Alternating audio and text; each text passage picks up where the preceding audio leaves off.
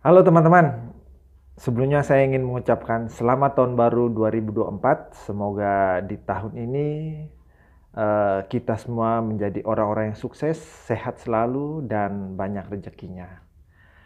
Jadi gini teman-teman, di awal tahun ini, tahun 2024, saya ingin berbicara tentang flashback ke tahun 2023 kemarin, yang mana ada beberapa kasus, terutama di bulan Desember, yang patut kita kita perhatikan, kita analisa. Jadi yang pertama adalah kematian ex gubernur Papua Lukas NMB. Terus kemudian ada kasus apa?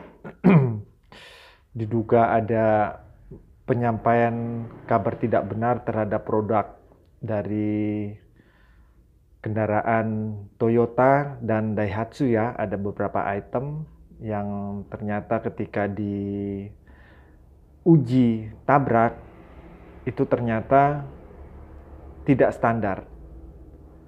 Terus yang ketiga, yang terakhir, yang baru-baru ini yang barusan terjadi, yaitu iPad yang dijual oleh Baim Wong yang seharga 1 jutaan itu ya. Jadi yang pertama yang saya ingin bicarakan di sini adalah terkait uh, kematian bekas gubernur Papua Lukas NMB. Kita tahu Lukas NMB ini dia dipidana terkait kasus korupsi ya.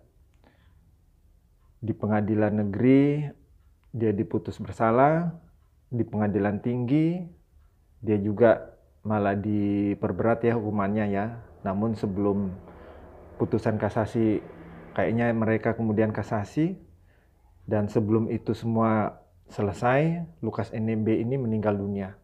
Yang di sini yang ingin saya garis bawahi di sini adalah sebenarnya saya sungguh prihatin. Saya sungguh prihatin dengan proses persidangan dari Lukas NMB. Kita tahu Lukas NMB ini kan sebenarnya sudah sakit ya. Dia sudah sakit dan sakitnya komplikasi ya, terutama terkait ginjalnya itu. Dan selama dia diperiksa, sebenarnya dari pengacaranya sudah meminta izin untuk Lukas NMB ini untuk diperiksa di luar negeri. Namun ternyata tidak diizinkan dan dia hanya diperiksa di Indonesia.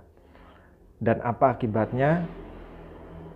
Ya kalau kita bicara takdir, mungkin umur dari Pak Lukas NMB ini memang sudah digariskan sampai di situ aja. Tapi yang saya ingin bahas di sini adalah uh, bagaimana bisa seorang yang memang betul-betul sakit itu masih bisa dihadirkan dalam sebuah persidangan. Karena kita tahu sebelum sidang pun Lukas NMB ini sudah sakit ya. Dan ketika dia disidang, dia itu juga dalam kondisi sakit. Terutama sakit ginjal. Dan kalau kita lihat sebenarnya dalam persidangan itu yang harus disidang, yang diperiksa itu adalah orang yang benar-benar sehat ya. Yang tidak ada gangguan kesehatan, tetapi ketika Lukas NMB ini dia menderita gangguan kesehatan, namun tetap terus dia diperiksa sebagai pesakitan. Dan akibatnya tak lama kemudian Lukas NMB meninggal. Siapa yang harus dipersalahkan di sini?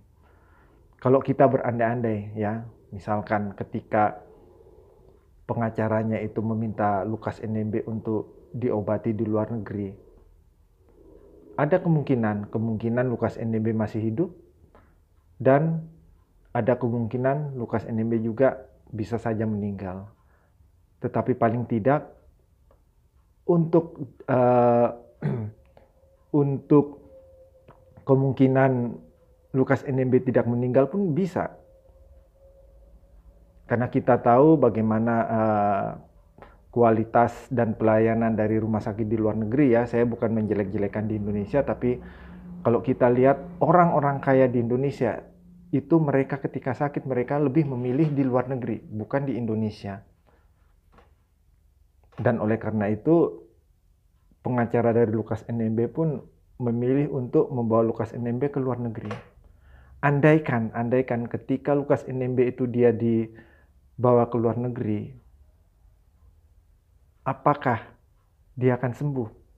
Kalau orang bilang tidak mungkin, ya tetap ada dua kemungkinan. Lukas NMB bisa sembuh atau dalam artian penyakitnya menjadi lebih berkurang, atau yang kedua tidak ngefek. Tapi paling tidak ini kan masih tetap ada dua kemungkinan. Kenapa dari pihak pengadilan tidak mengizinkan hal tersebut? Dari pihak kejaksaan selaku pihak yang mempunyai kuasa untuk menghadirkan terdakwa dalam persidangan, itu juga harusnya sensitif ya kalau menurut saya. Dan sungguh menurut saya ini adalah persidangan yang sudah melanggar hak asasi manusia. Bagaimana tidak ketika Lukas NMB disidang, ketika putusan itu sudah dijatuhkan, kemudian yang diperiksa, terdakwa, terpidana itu kemudian meninggal. Apa untungnya? Karena apa? Maksud untuk menghukum seseorang itu adalah menimbulkan efek jera. Sekarang ketika efek jera itu tidak tercapai, malah kemudian si terpidana itu meninggal dunia. Apa fungsi dari efek jera tersebut? Sekali lagi, apa fungsi dari efek jera? Efek jera itu dibuat agar orang itu jera, bukan agar orang itu mati sebagai seorang terpidana. Jadi yang saya lihat, yang jadi catatan saya di sini, apakah persidangan yang dilakukan terhadap Lukas NMB ini sudah sesuai dengan asas-asas peradilan yang baik? Yang di dalam KUHP saja itu sangat melindungi dari kepentingan atau hak-hak dari terdakwa. Apakah hal-hal ini akan terjadi lagi? Semoga saja apa yang menimpa Lukas NMB ini adalah yang terakhir ya, dan tidak akan terjadi lagi di masa-masa yang akan datang.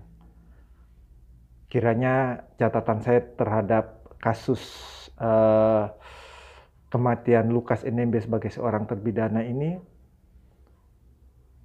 bisa menjadi bahan untuk mengevaluasi lagi terhadap terdakwa-terdakwa yang memang benar-benar sakit,